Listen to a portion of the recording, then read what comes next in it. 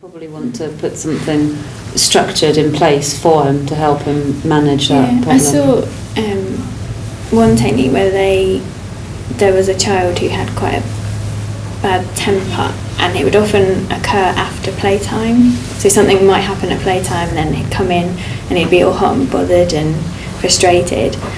So they gave him, he was really into football, they gave him a red card and a yellow card. And if he showed a yellow card, he was in a good mood. And if he held up his red card, he wanted some time out. So it wasn't a big deal. He didn't have to make a big statement in front of the class.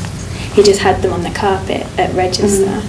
I've seen that done as well, a set of cards with different degrees of smiley faces on it, so he could, and they were just hand sized so that nobody else could see them. He could just go like that. It's really discreet. And show it to the teacher, and then the teacher would say, okay, so just over there, or give him a job to do. Can you take this to the secretary or something? Give him a job that will remove him legitimately from the class without sort of saying, so and so, you can go and take time out and be on your own for a moment.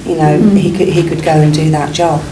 So they're being responsible for their behaviour, aren't they? Yes. Alongside, like, if maybe you have like a safe area or something in the classroom, so if they know that they're getting a bit wound up or whatever, they could then just take themselves away, and it wouldn't be a big thing. Like, they know that they're getting to that point, so they're responsible for their own behaviour, so they can just take themselves away from the situation and go to an area that they feel, even if it's just like the book corner or something like that. That's so it's not a big thinking. deal. It's like, just obviously depending on the child and their age, before they reach that point of destruction, like to take themselves off, but to also tell like a member of staff, or to bring an LSA out with them or somewhere, just for them to have a talk or to read maybe.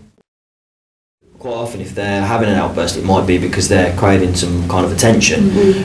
So what I've seen this done before, where there weren't any of the members of staff around, and obviously you can't get a senior member of staff in the classroom straight away, particularly if it's over the other side of the school. So what it can be, if you think there's a potential danger or potential, distracting them from their own need can sometimes work. So having all the children in the class stand up and taking the lesson somewhere else, maybe into the hall.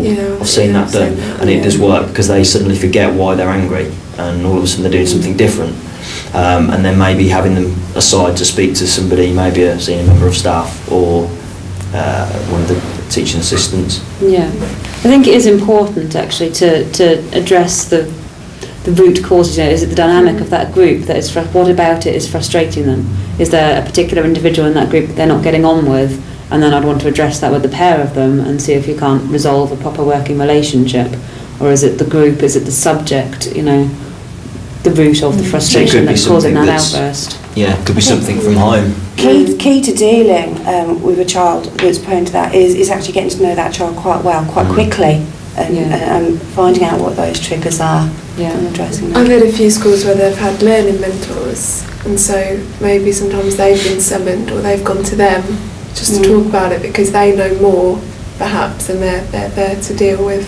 I think actually finding somebody who they will talk to about why they're doing it, because I think like the home thing, if you're the child at home, then you feel like you're the one with no control, don't you? So maybe when you're at school you feel as though you've got some sort of control, you can make a reaction.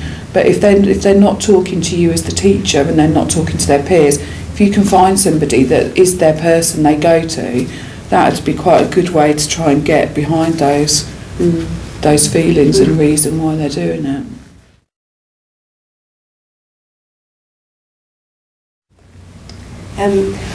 I've had a child once where this used to happen too, and it's getting to know that child and getting to know what they feel comfortable with and what can bring them down. And this particular child, I noticed that he kept doing, those old-fashioned sharpeners that you stick the pencil and you go around and around. He used to do that quite a bit. I think if they're really going to kick off in the classroom, because then there obviously becomes the problem of how do you constrain them, what do you do if they're really about to fly completely off the handle. And sometimes it might be worth letting them go, but with somebody following them, with an adult following them, because then they can be out of the classroom and they can blow off that steam. The other children in your care are safe because they're still with an adult, but that one child has gone and had some time Mm-hmm. out doing whatever, and I then had to the do management that, structure yeah. then has to follow through in I how had they to do that when I support was you. at LSA, that the notion was if he walked out, I would follow, but not intervene, but Yeah. just be there and make sure he didn't leave the school. Or harm himself, so there is Yeah. some, or Yeah. herself, we do tend to talk about boys, but Yeah. so there, you know, there is some sort of support, yeah. Yeah. A lot Well, of there's some. Sorry.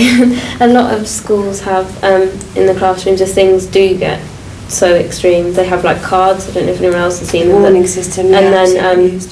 But say like they take it to someone else, like to the head or to the office, so they know that you send another child out with it, and then they bring someone back. So if you need, because I was in a classroom where I didn't have a teaching assistant, I was just like there by myself. So it's good to know that you've got some support. Yeah. kind of support if Yeah. if you do need it. Right. I think as well, like when I've taught in a mobile where a child stormed out, and you can feel quite isolated because you're not part of the main school, and that having a card system like that would have been really helpful. I think there needs to be some mechanism as well for like trying to understand why they're doing this, because if they are completely can't control themselves, that they've got to storm out of a classroom, you need to know how you can manage that yourself. And how they can. But There's I think- obviously a reason why they can't Also, manage their don't feelings. be afraid to ask for help, Yeah. even if it's right up to the head teacher, if they need to get involved. Or even outside agencies. I mean, that's where organisations like Back-In come in, and they've got a lot of useful strategies to help, the more extreme end of behaviour that you just don't encounter every day necessarily. I mean, we had a couple of children in my school last year who were like that, would storm out of classes and would run away, and I was often the TA who was walking around after this child, and particular ones, and just hated being in view. They just wanted to be somewhere where they couldn't be seen, and of course I had been asked to keep an eye on them, which is just very difficult to do, but having advice from people who do that every day is really